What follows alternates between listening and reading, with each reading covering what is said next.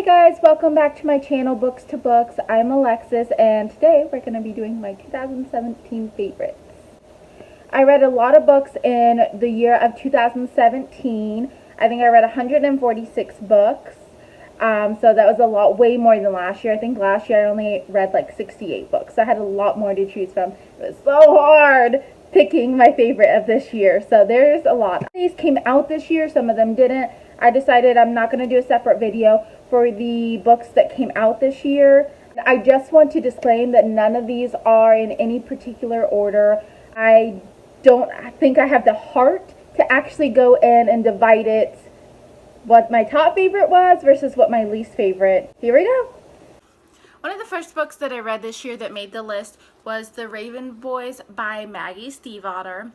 I was very hesitant going into this because it's been so overhyped. I hear a lot of people just raving about Maggie Stiefvater and how much, they love this book, and Gansey and Ronan and so on and so forth.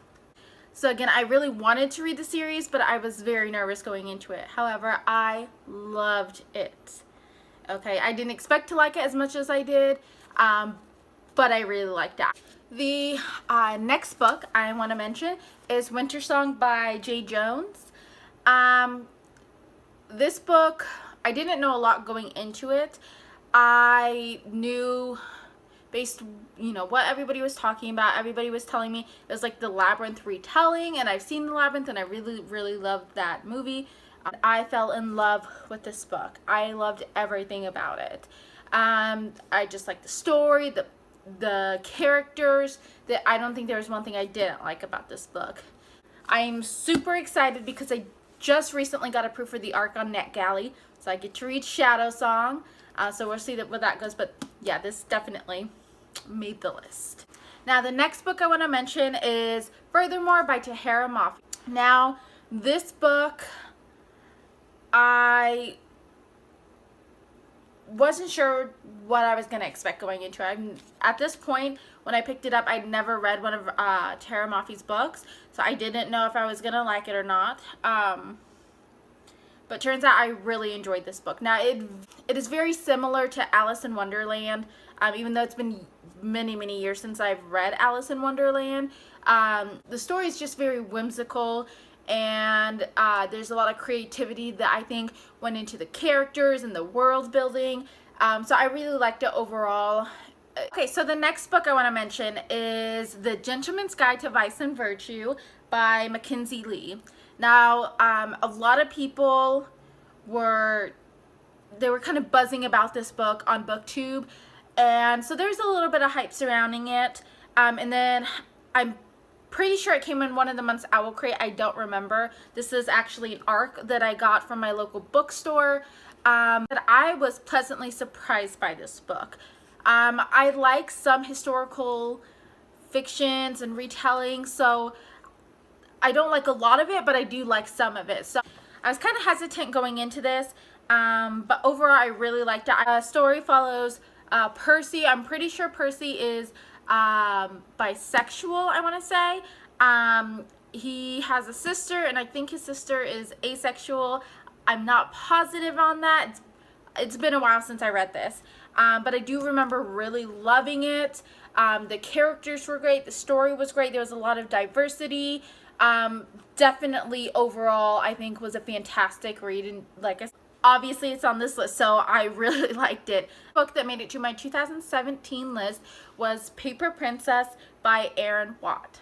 Now, there are a lot of issues with these books. I am going to acknowledge that. I know that. I know it's problematic. With the whole series, it's problematic. However, I am trash for this series. Complete and utter trash. It reads just like a soap opera. That's what I wanted. I don't even remember who initially recommended this book. But somebody on BookTube recommended this book. And so I'm like, you know what? I'll give it a try. I picked it up and I fell in love. Like, I finished it all in one sitting. And so immediately ordered the second and the third. And I just finished reading the third. I like the first one the best, and it's my favorite. And again, just trash. Complete trash. For the next book I debated initially putting it on my list just because I read parts of it and then I audiobooked it, but I haven't stopped thinking about this book since I finished it. So I decided, you know what, you loved it so much, you're dreaming about this book, put it on the list. And that was The Last Magician by Lisa Maxwell. Okay, disclaimer, I initially hated this book. Like, there was nothing that, I thought it was going to DNF it. So I was reading it, and for the life of me, I couldn't get into the story. I didn't like the way that the characters were coming across. I couldn't picture the world in my mind. There was just, nothing was going to save it. So I just didn't like anything about it. So I said, you know what?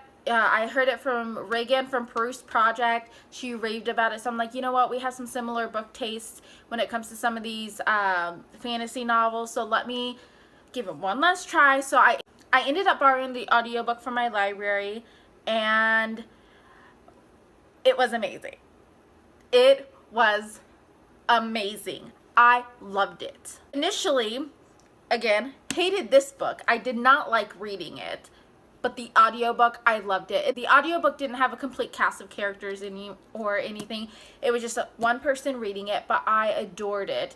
I can't with this ending. It was such a mind twist, and I loved it. I definitely recommend, if you feel like you're not going to be able to read the physical book, definitely recommend trying the audiobook at least. Like I said, I really liked it. I loved the love interest, the story. I think it does involve time traveling, so I think the time traveling aspect was done pretty well. The next book, which I'm sure will come across as no surprise to anyone, is A Court of Wings and Ruin by Sarah J. Maas. First of all, I can't even with this. Here's the story with this book. Initially, when it came out in May, I went to the store and I bought it same day. I knew I wanted it. I wasn't going to wait for Amazon to deliver it, so I went to Target and I picked it up immediately. First thing I did when I woke up that morning. I don't think I even ate breakfast. I just went to Target and I bought the book. Here's where it gets weird. Started reading it, was liking it, very happy to see our characters back. However, I stopped at, I think it was like page, it's like marked in here. It was like page 265, something like that. I just stopped reading it, and I put it down. I put it down for like 6 months, okay guys? 6 months. I was on page 265, and I don't know why. I just couldn't. I couldn't focus on the book. I wanted to know what happened, but at the same time, I just don't think I was ready for it to end. And then finally, I think it was like last month, I think it was in the month of October or November, I don't remember exactly, but I picked up the book and I said, this is it. I'm going to read it. I'm going to finish this book. This is my goal. I better have this done by the end of the year. There were so many tears. So many tears. I was reading the scene towards the end of the book when, you know, things happen, and I was just sobbing. I couldn't, like, I had to walk away from my book. I set my book down on the couch and I just walked away, and it was a crying mess. Baby, I love it so much. Look, I don't have a physical copy of it. I listened to it as an audiobook. It's a placeholder. So it's by the same author who wrote Aristotle and Dante Discover the Secrets of the Universe. That is a mouthful. The book was by the same author, Benjamin Eliade Senes. I apologize. I'm probably butchering it. I don't know how to pronounce it. But I actually liked it more than I liked this book. And although I really did love this book, and I read this book this year as well, there's just something about this book that I adored. I don't know if it was just the characters. There was everything. I loved everything about this book. I feel like the main character's story, it wasn't centered around romance or anything or sexuality. It was more focused on the family dynamic, as far as, you know, his grandmother, his dad, you know, his mother. It was just overall fantastic story. I loved it. Amazing. I just loved it. The next book I have, again, I don't own a physical copy. I want to buy it, but I just haven't gotten around to it. The Cassette Girls by Elise Arde. This book I initially only read because I did get approved for the advanced copy of The Romeo Catchers, which is the sequel. In this book, I don't know if it's going to be a trilogy or just a duology. So I'm like, you know what? I might as well go ahead and, read the first book since I got approved for the sequel. And I remember Benjamin of Tomes, I think is his channel name. He initially recommended the book, and I've always been interested in the book, and I finally read it, and it was amazing. I loved it. We have the main character. I can't remember her name for the life of me. It definitely has a paranormal type romance aspect to it as well, and it does have a love triangle, so I know a lot of people are out of the love triangle. They don't like that trope. I love that trope. I feel like the author did a really fantastic job with this book. I loved everything, and I love the sequel as well. I don't know if there's actually going to be any more following this book, but definitely on my favorites list. Next book should come as no surprise as well. It's a very popular book, and that is Simon versus the Homo sapiens Agenda by Becky Albertalli. I adored this book. I cried. I laughed. I'm getting a little teary-eyed thinking about it. I loved it. And I'm super excited for Love, Simon, which is the movie adaptation. There are a few clips going around online, and I'm super stoked for it. I'm so excited. I love this book. Simon. I feel so much for Simon. Another book I want to mention is going to be Now I Rise by Kiersten White. This is the second book in a series. It's a Vlad the Impaler, I think that's the name of the historical figure, retelling, gender swapped. It is fantastic. I am in love with the series. I think Kiersten White is doing a fantastic job at writing it. It definitely is going to become one of my favorite series of all times, depending on what the next book looks like. But these first two books, absolutely amazing. I adore them, and I definitely would recommend it to anyone. The next book is going to be Every Heart a Doorway. This was a fantastic book. I loved it. It is very, very tiny. Again, it's by Shauna McGuire. Very popular on BookTube. I will leave the synopsis on Goodreads linked below. I adored it. I adore the world building. I want to see more from this author in this series. I know there's a second book, and the next book, Underneath the Sugar Sky or something like that, is coming out soon, so I'm excited to read that. I just adored it, and it was only like a little over 200 pages, I think, so it was a lot packed into a tiny itty-bitty book, and I was so surprised. Definitely recommend. Next book is gonna be Our Dark Duet. It is the second book in the conclusion of the Monsters of Verity. Is amazing, fantastic. Pictures right there. It's by Victoria Schwab. This book killed me. I cannot handle the ending. A lot of people were talking about the ending, and I was so surprised by what Victoria Schwab did, and I can't even with that. So yeah. Next book is gonna be The Hate You Give.